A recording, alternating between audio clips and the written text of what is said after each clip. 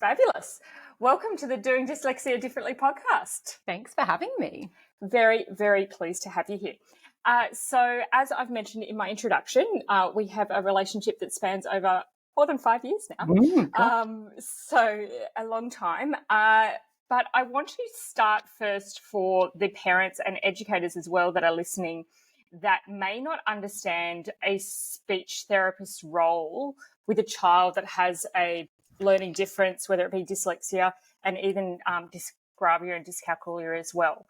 Yeah, most certainly. I think that's a really common thing that we get asked because our title just says speech pathologist. And so people often go to the speech sounds, and if they've got some more education, they might think about fluency like stuttering and then language skills. But we definitely play a role in literacy skills because all of our literacy development skills are underpinned by language skills. So we look at all of those underpinning phonological awareness skills, our understanding of how sounds are produced, and that all plays into the literacy side of things. And then for dysgraphia as well, which is difficulty with written language, of course, we have to be able to produce it orally before we can transition that into our writing. So speech pathologists have a huge role in that. And we particularly love the literacy side of things because not a lot of places, not a lot of speech pathologists have done additional professional development in it. And I know that at university, when I studied nearly 12, 13 years ago, it was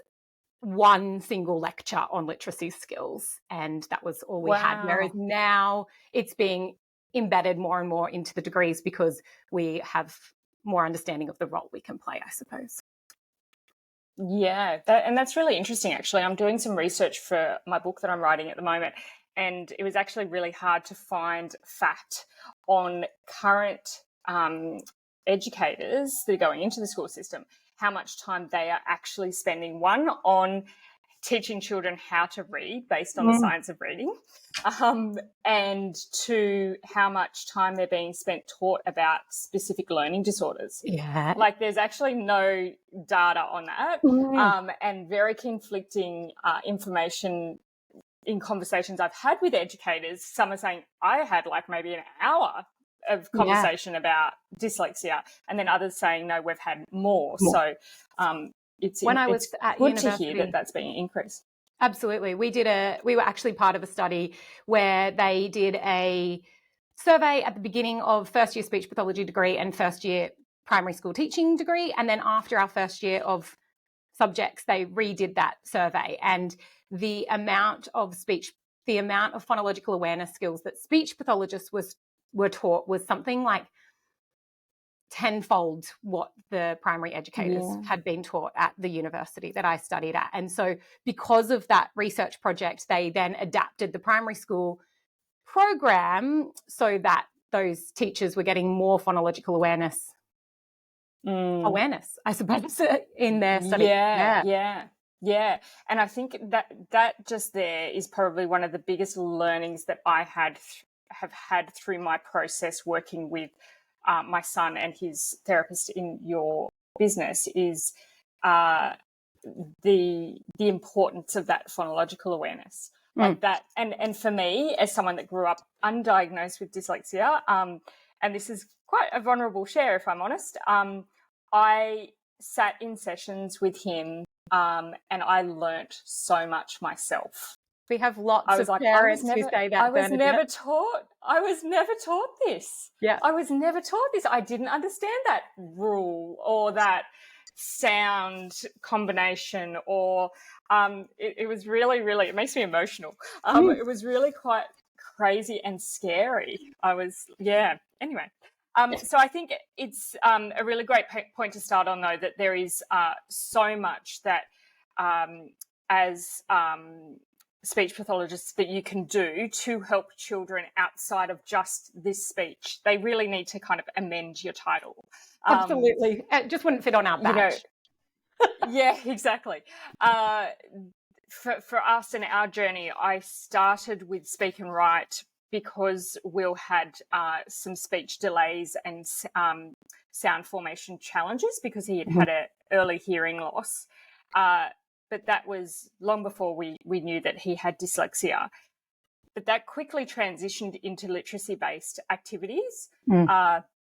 And he has now done 5 years of therapy. And throughout that time that we've really transitioned, I think it's a good point to make, between he would see Sarah on a weekly basis during terms, and then there were some terms where he would just get fatigued, to be honest, because he was doing a lot. He was doing speech therapy as well as mini-lit and then multi-lit programs. So I would give him a break during term, and he would then do intensives over holiday periods. And I'd be interested in your thoughts on the difference in outcomes that you may see between that structured term, say weekly sessions, or then doing a week or 2 weeks of intensive. Absolutely. So initially, it's really handy to have the weekly sessions, because when you're first laying down those neural pathways, it does require quite a lot of home practice and practicing those new skills. And so initially, it works quite nicely to do the weekly, because we can teach a skill, back it up, teach a skill, back it up. But we do have lots of kids, and particularly our literacy-based kids, that benefit from doing the term intensives, because we can kind of target almost a term worth of skills in a 2-week block, because we don't have that delay in backing the skill up. It also is really great if we're working on a particular thing. So if we're working on narrative structure, for example, we can actually do more of a project style, where we use the first session to brainstorm what goes into a narrative, who are the characters, what's the setting going to be, that sort of thing. And then very quickly, the next session, we can start writing that. Or if we're doing a bit of a research project where they read and identify the key information, and then they turn it into their own written piece. So we do definitely adapt therapy dependent on if we're doing weekly or holiday sessions. For some of our literacy-based kiddos, we often recommend, and obviously, and we'll probably touch on this, depending on the ability, because it is a financial commitment from parents, to do twice weekly initially to build some of those foundational skills, and then drop to the once weekly or drop to the holiday intensive. So it is child dependent. It's also parent led as well, as to what's going to fit best in their schedules. And for our kids that have learning differences, they often have other things that they're amazing at. So they often have creative brains. They might be really into sport. And so that is an area where they have a chance to have success and experience success. And so that's so important. So if it means that it's going to clash with them being able to go to soccer training on Tuesday nights, then often there's a conversation with parents around the fact that that is where they have success. It's really important to focus on those areas where they can shine, because school is a little bit more difficult. And so it's all a balancing act, I suppose, as to, yeah. 100%. And you're absolutely talking my language there. I always encourage parents to really become strengths focused, and where is your child finding joy? And let's really amplify that as much as we possibly can, because the confidence and the self-esteem that comes there is transferable into other areas as well. Absolutely. I think that's so important. I do just want to skip back and give a really beautiful story, because it made me smile when you were talking about the holiday intensives and doing project-based work. Really beautiful story of Will and Sarah. At one point there, he had started to get into Harry Potter, and Sarah's a big Harry Potter fan. So they had created this little assignment, and it was probably one of the I've still got the actual workbook. It's absolutely beautiful. One of the most productive intensives that he had, because part of the assignment was he had to watch a particular one of the movies, and then he had to come back and he had to write narratives about the different characters. And it was one of those things, watching him, it was so beautiful, because there was no refusal, there was no resistance. He was so into the story and the characters, and obviously Sarah was as well. So there was a lot of passion in the room, and it made it so fun. And I loved to sit there and watch that and experience that with him, because he just wasn't getting that joy at school, but there he was learning and embracing something that was still extremely challenging for him, but without any of those ill feelings. Absolutely. And I think that is the thing with doing one-on-one intervention, is that your therapist can adapt to the child's passions and make it far more interesting.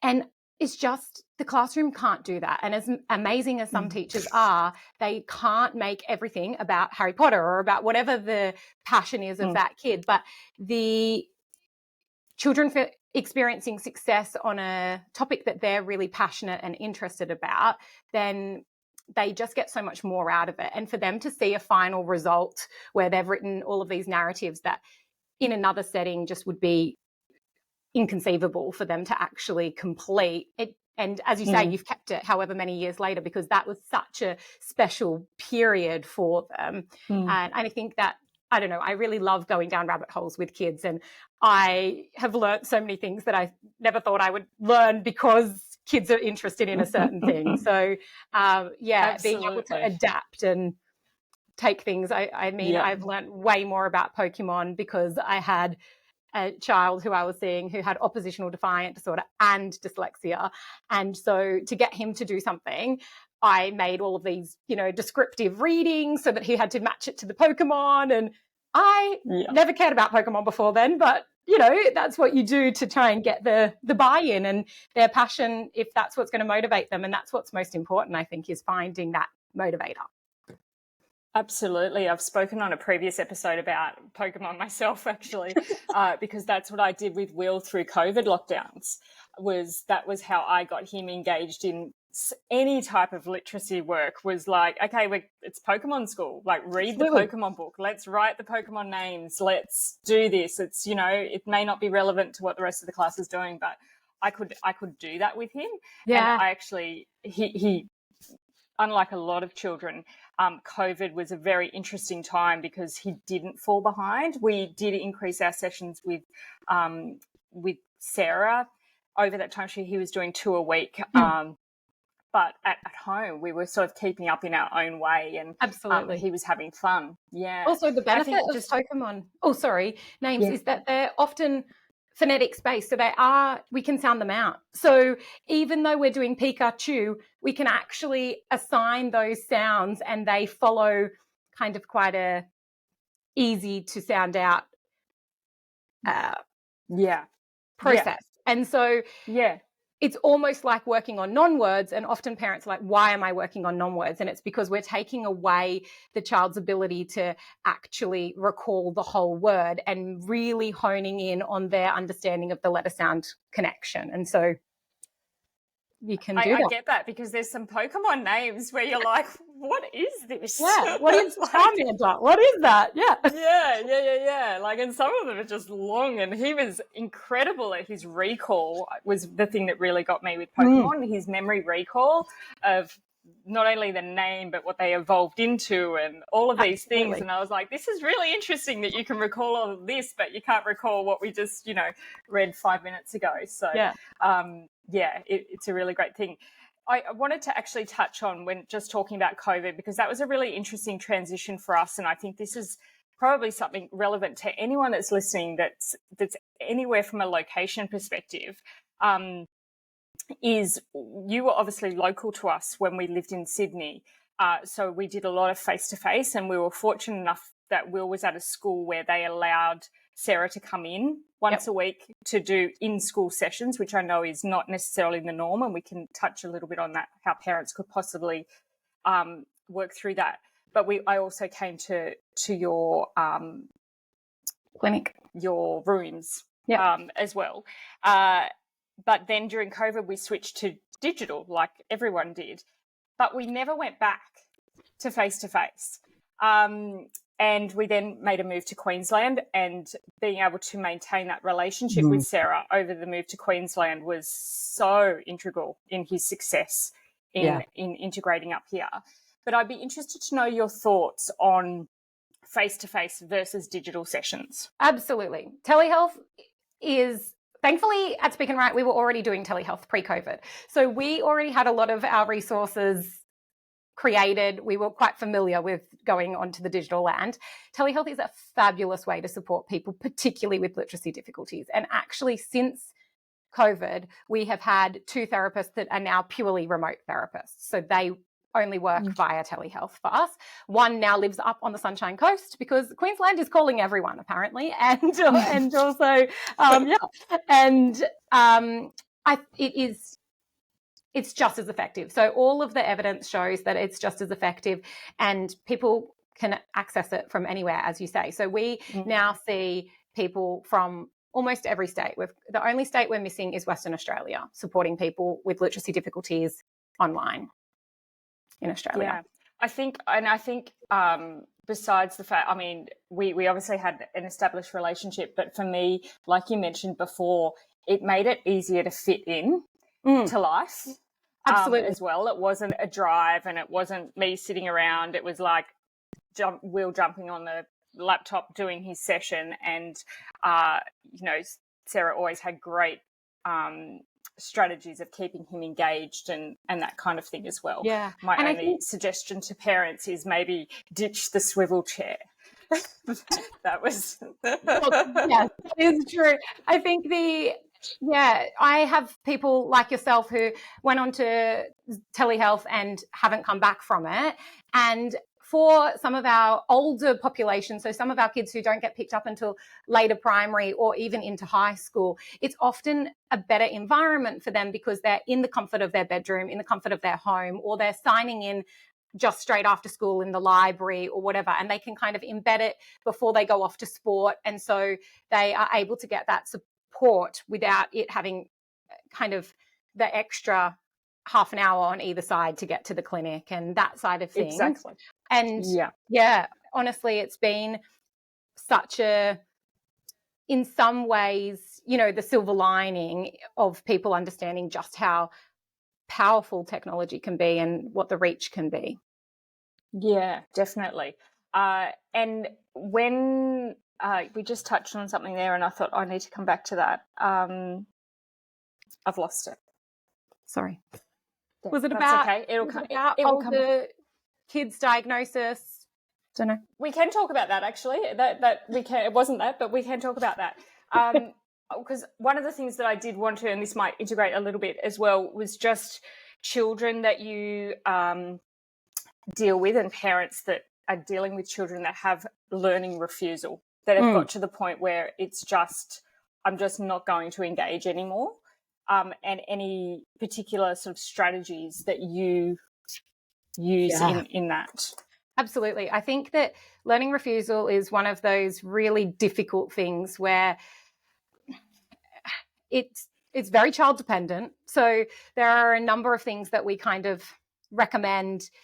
I think that particularly if there's a literacy difficulty or there's some learning disorder going on, that modeling, something that I've found has really helped a lot of parents is if we model literacy use within our home. So a lot of the time we're stuck on screens, we're reading, and parents might be engaging in the newspaper, but now it's on their phone rather than an actual old school newspaper. And so often modeling reading shows kids that there is actually a love of reading. And so often at school, it's all about, I have to learn to read. And I had a moment with one of my teenagers maybe about 6 months ago, and it actually makes me teary when I talk about it because we were reading a book for joy. So we were just spending 10 minutes at the end of each session to read a book for joy, and she stopped halfway through.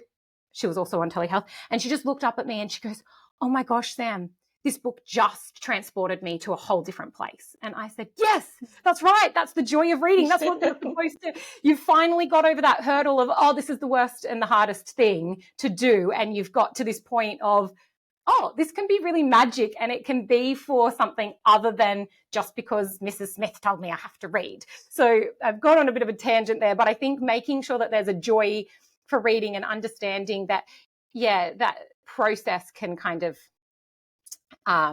it's not just for the classroom. There's greater reason for that. I think that's a really, really important point, and something that my husband and I are really conscious of for both of our children. And we're both big readers, so there's just an underlying. It's the thing you do when you're relaxing. You reading a book. Like we're not always sitting in front of the TV. Like we both read before bed every single night. And this is not. I want to be really, really conscious of the narrative of parents being told your children have reading difficulties because you didn't read to them. Absolutely this is not not. what No, we're no, no, no. saying by Yep. any means here, but it's that culture, I guess, of Absolutely. we have lots of books, and the same. I love books, and I like to keep my books, but my children have done that as well. They've both got their own little bookshelves and libraries in their room. And for Will, that was, he was so very far behind and struggling to read like his PM readers, and it was just skull drudgery for the poor kid. He now sits in bed and he will fight with me over how long he gets to read for. And he's like, I want an hour. And I'm like, okay, you've got an hour, but it lights off in an hour. Yeah, absolutely. Finding books that they enjoy. So finding kind of comic books, or there's some really great kids magazines, or even embedding recipes. So having a cook up, and where the kids have to choose a recipe, and then they have to read what they need and write a shopping list, and you go off and you make it an activity, and you can embed literacy in so many ways in your life without it being a chore. And so finding something that they're passionate about. And I know the Treehouse books, for example, because of the way that they're written and how they've got the writing kind of curving around things, and it just makes it a bit more interesting, and the kids can have a bit more success. And so picking up a chapter book doesn't have to be as daunting, I suppose. Absolutely. And he's recently found a love for anime. So he's reading anime comics. Yep. And I've always had a rule that, I will always buy a book. There's never you don't need that. It's if you want a book and you're going to read it, I will always buy it. And at some point I'm probably going to have to reel that in, because at the moment we're going through an anime book maybe every 2 days. Yeah. I'm like, all right, we need to slow down. We need a library. He's got a series of 35 or something. And I'm like, oh my goodness. Okay. But to come from a child that was struggling so much, to see him reading so prolifically, it's an absolute joy. Yeah. I've thought of the question, if we can circle back, was I mentioned our ability to have Sarah come into Will's school to do his sessions initially. And I know for a lot of parents that I've spoken to, that's not necessarily been accessible to them. But can we just talk about that a little bit? Because I know it's something that your business does quite a bit. Absolutely. Yeah. It's also quite state dependent. So I've learnt, Bernadette. So New South Wales New South Wales schools seem to be much more open to therapists coming into the school.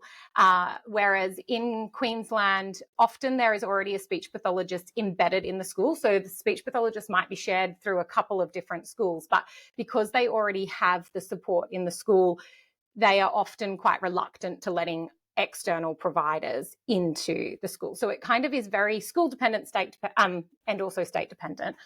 The benefit, if we can get into schools, is that we do then have direct access to the teacher. We can have really quick conversations around, how they're going in class, if there's anything specific that they're working on, if the school is using a certain phonics program like sound waves, for example, we often are able to get access. And while we try and do this anyway, but it's just a bit easier because you have those face-to-face conversations with teachers, we can often get the spelling rules that they're currently working on in class. And while the kids might be not quite at that level, we can try and work on those skills as well as the underpinning skills that they still require, so that when they're in class, they're having that bit more success and they're able to kind of engage in the current lessons, because so often if they are behind, they just can't even engage at that level. So being able to kind of have those quick pick up and drop off to class conversations can make a huge difference. And we're really lucky that in Sydney we have some beautiful relationships with some of the schools in our area, to the point where one of the schools now sponsors certain kids to see us because their parents aren't able to. And so because they are able to, I guess, understand the role that we play and what we can provide. And schools often have certain things in place. Like they might have mini-lit and multi-lit, as you said. Will was able to access those programs, and those programs are phenomenal and awesome. But sometimes the kids aren't even eligible to get into those programs because they're lower. They still haven't got like the letter sound connection yet, and because they're small group interventions, sometimes it's just unfortunately not appropriate for them to be in those groups yet. The school will get them there. Yeah, but and that was for him. He had done, I think 3 years with Sarah before he had started, and he actually started one-on-one sessions in mini to get him to the multi to that level. So I think that's. So is there anything that you would recommend for a parent that is trying to encourage the school to allow a therapist into their school to support their child in how to approach that? Yeah, absolutely. I think that it's a really fine line because teachers are doing their best, and they are often looking after, up to 30 kids in their classrooms. And so coming at it from a really an education piece and a point that you as a parent are trying to support what they're doing in the classroom. So this is in addition to what's happening in the classroom, so that it's not saying we don't trust or we don't think enough is happening in here, but it's more saying we want to boost our child so that they are able to engage better in the classroom. I think also making sure that you share reports. So whenever we start with a child, we always complete a full comprehensive assessment to look at their speech sound skills to make sure there's no underlying speech sound difficulties that might be impacting the literacy.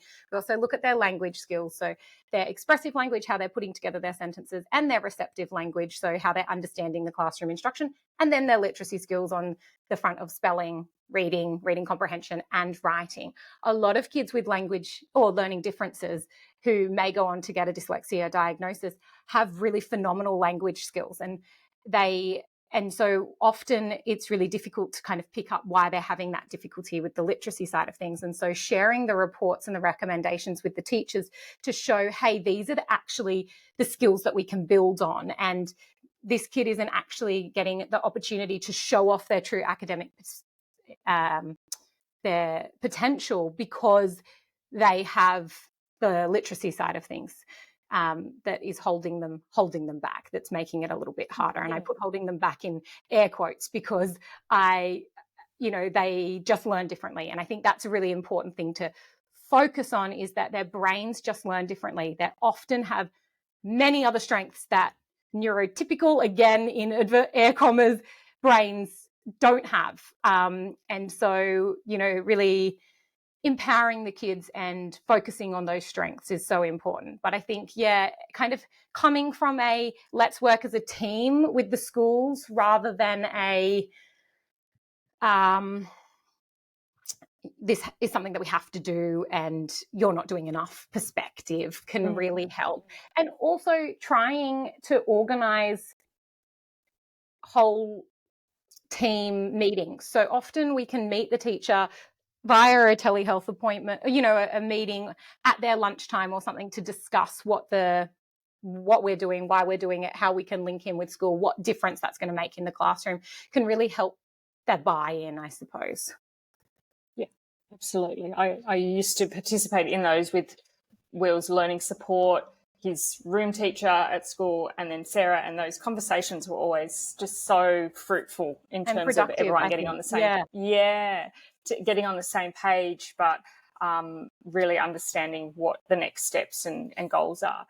I think that's really, really great advice, and I think wherever possible, it's worth a try to have that conversation with whoever it needs to be at the school level.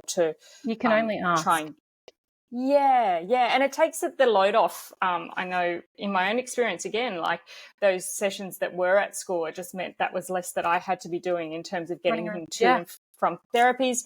We were really, really fortunate with their willingness to do that, but also the selection of the time of taking him out of a class where he wasn't necessarily at grade level in that point. So there was no loss for him to be out of that class time as well. Thank you for mentioning that, Bernadette, because we are always very cognizant of making sure that we take them out of something that's appropriate. So we never take them out of art or PDHPE or music or the things that often these kids have a lot of success in.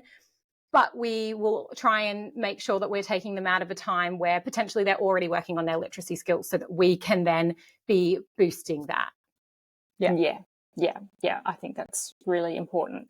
So if we're talking about from a general perspective, not an individual level, but if we're talking generally about the education system and society, what do you think that we can do better or differently when it comes to raising children with dyslexia? I think that understanding that all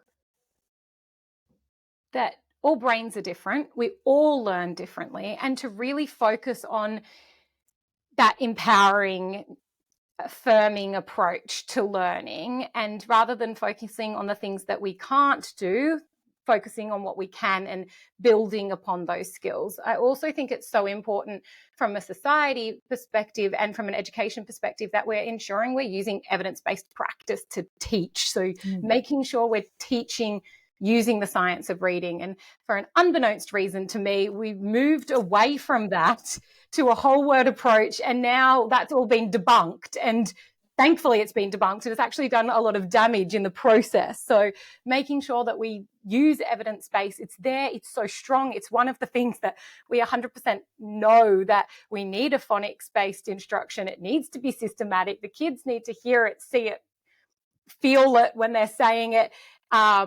And yeah, I think that from an education perspective, we just need to make sure that the programs we're using, the additional support we're giving if children are falling behind, is evidence-based, and it's actually I think get on my soapbox all day about that one. I know. Oh, it blows my mind with the amount of research and science and what we know and what we do. It completely and utterly blows my mind. I think it's really interesting, and in another episode I will talk about this, but the transition we made to Queensland was for Will to attend a different school that was very specifically dedicated to children with learning differences. And it's been phenomenal in terms of his results, like absolutely phenomenal. And Will is so fortunate that he had a family that is able to uproot their life. But you shouldn't have to do that, Bernadette. You shouldn't have to do that. I shouldn't have to do that. Absolutely. The really interesting part of this process is, again, I've learned so much about, they use explicit instruction and obviously everything that they do is science-based. And the fact that the way that it brings results, not just for Will, but for every child within that environment. Absolutely. And we're talking about children that are catching up 2 academic years in a year kind of thing. Like it's, huge progress for kids that have been left behind. But these strategies would work for every child. I think they would work for every brain. Exactly. That's exactly right. And 1 in 5 kids, I think it is, have some form of learning difference, whether that be an underlying language difficulty or dyslexia or ADHD or whatever it is, and sometimes a combination of those. And what you're saying is so right. Like what the best way to teach teaches every single person in that classroom. So I don't know why we're just deciding that we should only focus on It's mind-boggling. We could spend hours talking about this. What I did want to ask, and you touched on briefly, just around the assessment process that you go through when you bring a new child on, but I know that you also do that with your regular clients on like an annual basis as well, so that you've got kind of markers of milestones. Exactly. Yep. And they're really comprehensive reports. They're actually great to really look at progress. I've spoken a lot within my community about my distaste for school reports and how I've never shared them with Will unless there is commentary or feedback around things that are about his character, about the way he shows up, his mindset, those kind of things. Absolutely. But in terms of how he's graded against his peers, it just has no value to me. Yep. Whereas having reports like the ones that you guys do annually, that really gives that, this is where we've seen improvement and this is where we need to work a little harder and that kind of thing. Much more useful, in my opinion. But I'd be interested to know about what the legalities, I guess, are around you therapists being able to actually diagnose specific learning disorders, disabilities, whatever word we want to use. Absolutely. Such an important thing, because that is also something that's really, it's a bit confusing. So in Australia, to be able to access that assessment for a diagnosis, you have to have done at least 6 months of one-on-one intervention to ensure that it is actually a learning difference rather than a delay. So some children may just have missed key points in the classroom, and then once they're given the one-on-one support, they actually are able to catch up much quicker than those who have that underlying learning difference or disorder, or whatever we want to call it. In Australia, speech pathologists cannot actually diagnose any learning differences. That is done by a psychologist, whereas overseas in, say, America, speech pathologists can. And so sometimes you just have to be careful if you're doing research online and you're reading something from the States, for example, then you might be a little bit confused as to who can actually do that diagnosis. One thing that I do really focus on with families is that with or without a diagnosis, the intervention and the support is the same. We will, because we're using that science base, we're going to support in the same way. One reason to seek a diagnosis, if you've done that 6 months or more of one-on-one intervention, sometimes it's helpful because then schools start to maybe pay a bit more attention and listen because there's an actual label. Also, getting higher and higher up into high school, there are certain things that are available. So when you're sitting your HSC exams, for example, you might be eligible to access extra time. Depending on the severity, you might be able to access a reader or a writer.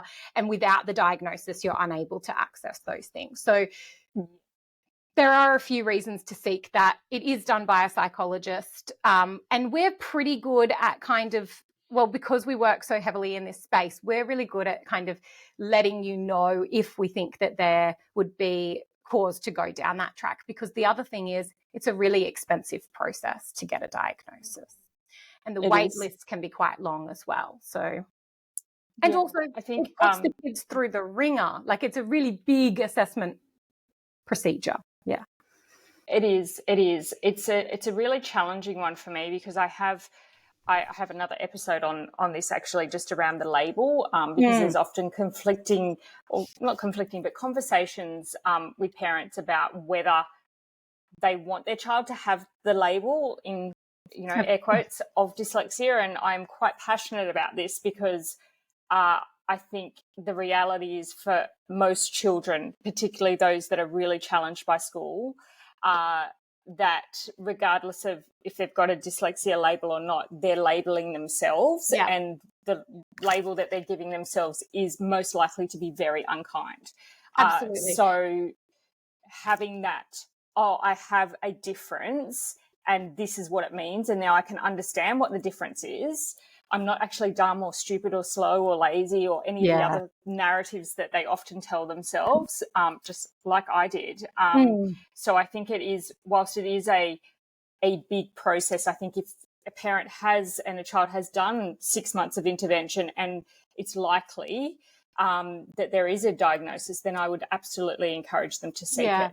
I think and you're right, the accommodations that come with that as well. Yeah, and I think that the important thing is that the narrative that you have around seeking that label, because like you have a really positive kind of now that we understand it, you can understand that dyslexia can kind of be seen as a superpower because your brain works differently. It means that these things, whereas depending on the parent's perspective of that label, can then work into the child's narrative. And so sometimes it's really important that and you kind of touched on this in regards to that book reading, it's really important that parents don't have any sense of blame on themselves, because it's not a blame game. And I always say that to parents. If you've called me and you're on the phone discussing your child's needs, you clearly care, right? You aren't. Yeah. So I think a lot of parents are like, what could I have done differently? What, did I fail, in inverted commas?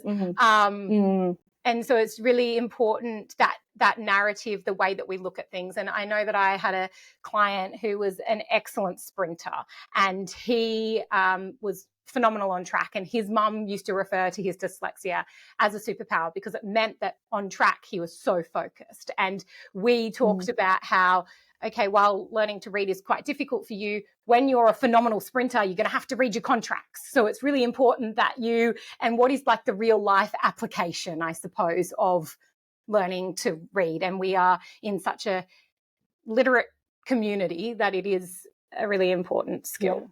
Yeah. I think that's so important. I think that real life application is really, I still remember getting, tears in my eyes the first time I went to a restaurant with Will and he could read the menu himself. Absolutely. Like it is just as simplest thing, but any parent that has a child that's struggled to read, you think about these things. Can he read a street sign? Will I be able to send him a text and he be able to understand it and read it? And I know there's voice to text and all of these things now, but they are real fears that we have as parents.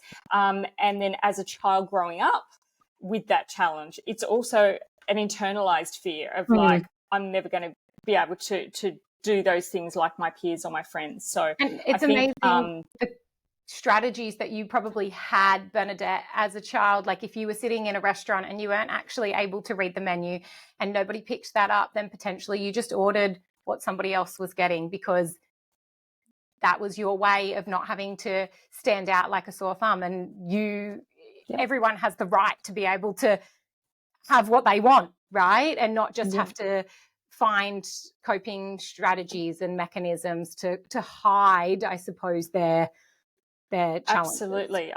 I think I've just written a piece actually around masking and how unbelievably good I personally became at being able to mask not only the literacy challenges, but the challenges that I was having with my self-worth and my confidence. And, I think, and what we sort of touched on just before around the mindset piece, and this is where my work comes in. I have absolute faith in the systems that I've been able to support Will with from a literacy perspective. So therapies like yours. He also did OT for a while. He's now in the best school possible for him. But from a very, very early age, I really recognized through my own experience that the one thing that I could really gift him was a growth mindset, like a positive mindset that believed that nothing was fixed, that with his effort, that perseverance, that he would be able to get there. And he has continues to with his literacy, but that goes across all areas of life, whether it be sporting pursuits or, cooking a meal or something simple, which is where my whole business was kind of born from, was the fact that I really believe that mindset piece is so important. But also what you were saying about the parents' belief system behind that. And often when I talk in the community about it's actually for the parent, first I want you to think about what's your mindset, what's your belief, what do you actually feel? Because as much as we don't want to project, kids, they're so perceptive. They feel it. And so often they are so socially amazing that they are able just to, check what their peers are doing. Kind of often their friends are propping them up. So sometimes teachers truly don't know the actual challenge that they're facing because they have all of these masking strategies. Yeah. Oh yeah, I knew who to surround myself with, who not to. Of Could course. read a room, still can. Yeah. Like, yeah, they're amazing, and highly, valuable skills as an adult. Absolutely. But unfortunately born out of trauma. Yeah. But it's that is the reality. So think I think these are all really, really, really helpful points. Is there anything else that you can think of that we could leave the parents with in terms of supporting their children and when looking at therapies, and maybe even just, I know we touched on it at the beginning, but maybe even just if a parent's looking at supporting their child outside of the education system, and they're looking at, say, a speech pathologist versus a MSL tutor, for instance, what the difference is. Yeah, absolutely. And also a super common question that I get, because it is confusing. I think that the main thing to remember is that speech pathologists have a comprehensive understanding of the science, but underpinning all of those literacy skills. And so we're able to adapt, we're able to really hone in through those assessments on where the foundational breakdowns are occurring and make sure that we're building a really strong foundation. And so often what happens is when we come in without that ability to kind of pull back all of the layers, we can try and be patching the walls of the house. But because there's foundational issues, the cracks will continue to show as things get harder. So we really have to go back to those foundational skills. And everything we do is based off that strengths approach. So what skills do you have? What skills are missing? And how can we use what you've already got to build upon that? I think that often the tutors kind of come in to try and do that patchwork, I suppose, rather than that underpinning. And that's not everyone. There are specific tutors that have gone and done additional professional development and gone and trained in a certain phonics-based instruction. So at Speak and Write, we mostly use the Spalding method, for example, and all of our therapists are put through that. That's a 2-week course. It's a huge investment in time and financially to make sure that they've got that underpinning knowledge. But there's also other programs that we're trained in, like Sounds Right and Mini and Multilit, and making sure that it is that science-based. And so that's kind of the main difference between using a speech pathologist versus using a tutor. The somewhat benefit is if you've got private health insurance, because you're seeing a speech pathologist, you are eligible for those rebates as well. So yeah, that's a really good point. Actually, we did touch very briefly before about the financial impact, and obviously in a very privileged situation where I could afford to continually send Will for years. It's an investment. It's I'm not absolutely going to lie. an investment. It is a massive investment to have that ongoing. And I know there's a lot of families that can't afford to do that on an ongoing basis. If someone's looking at something, a parent's looking at maybe some isolated intervention, would you recommend doing that over an intensive period or over a term-based period? I would say probably over, it's very child dependent, but we now have a lot of clients who just do those holiday intensives. So they might do 3 sessions each week. We also, as a clinic, because we're really passionate about supporting children with learning difficulties, we have certain things that run during the holidays. So we have intensive programs, and we often run booking incentives like book 6, pay for 5. Over the January holidays, we often have like book 10, or pay for 8, book 12, pay for 9. So like the more you book, you get bigger benefits. And we do that purely so that we can support families who might be it is a financial investment. You're absolutely right. And it's a time investment. And the thing is that you have to make sure that if you're going to do it, you have the capacity to back that up at home, because there's only so much that we can do in a 45-minute or hour session whether that be weekly or in an intensive situation. And so when we do it intensively, you don't have to have as much backup because we get to do that straight away. I think the other thing that you can kind of seek, so we've started to change our model as well, is that if people would benefit from therapy, but seeing a speech pathologist is too much for them at the moment, and we also have to take into account the current, cost of living and all of those things. So we now also have speech pathology assistants that deliver programs as well. So we have a speech pathologist who actually makes the program, and then a speech pathology assistant who's always in our clinic a final year speech path student. So they're almost ready to graduate. They've got a lot of that training, and those sessions we either run on a weekly or also intensive. Sometimes also they might back up. So we have some clients who see a speech pathologist once and then they get the repeat with the speech pathology student. So we've kind of tried to adapt our model to make sure that we have alternate options for families, because it is 100% an investment. A well worthwhile one if you can do it, but you have to make sure it's the right time and for you.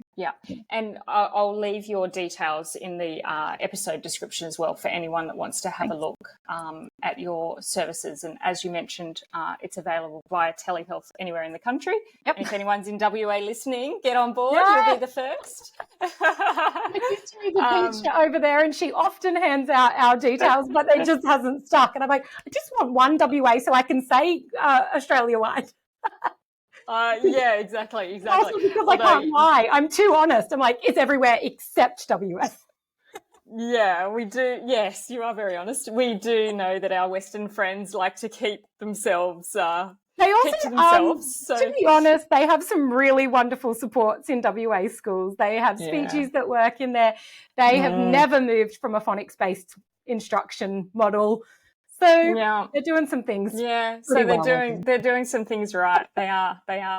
I think that's a wonderful place to leave the conversation today. But I really, really appreciate your time, Samantha, and so much valuable insight for both parents and educators listening as well, to understand your role as speechies and how you can support our kids with learning differences. So I think thank you Bernadette very also. much.